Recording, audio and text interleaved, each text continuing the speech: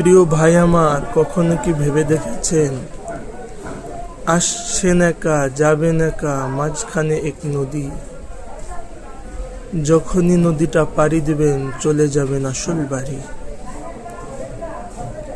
আর রুহের যুগ থেকে এসেছেন, বারজাখের জগতে চলে যাবেন, অর্থাৎ রুহের জগৎ থেকে এসেছেন, কবরের জগতে চলে যাবেন। মাঝখানে দুনিয়াটা একটি ধোঁকা, একটি মোহ, যে মোহ আপনাকে ঘিরে রেখেছে, আল্লাহকে ভুলিয়ে রেখেছে, পরকালকে ভুলিয়ে রেখেছে, দোজখ জাহান্নামকে ভুলিয়ে রেখেছে।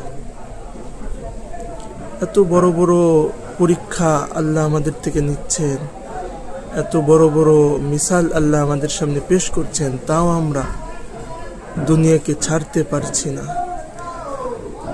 ছোটবেলায় কত মুরব্বীদেরকে দেখেছি, তারা আজ আমাদের চোখের সামনে নেই, এই অন্ধকার কবরে কঙ্কাল হয়ে পড়ে আছে।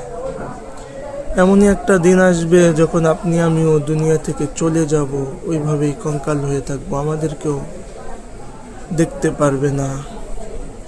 তো কিসের এত অহংকার, কিসের এত বড়াই আপনাদের? আসুন আমরা দুনিয়ার মোহ ভুলে আল্লাহর হয়ে যাই। স্রষ্টা যিনি আমাদেরকে সৃষ্টি করেছেন, আমরা সেই স্রষ্টাকে মনে মনে, দিলে দিলে এবং মুখে আমরা তাকে স্মরণ করি। আল্লাহ আমাদের সকলকে তৌফিক দান করুন। ওয়া মা তৌফিকি ইল্লা বিল্লাহ।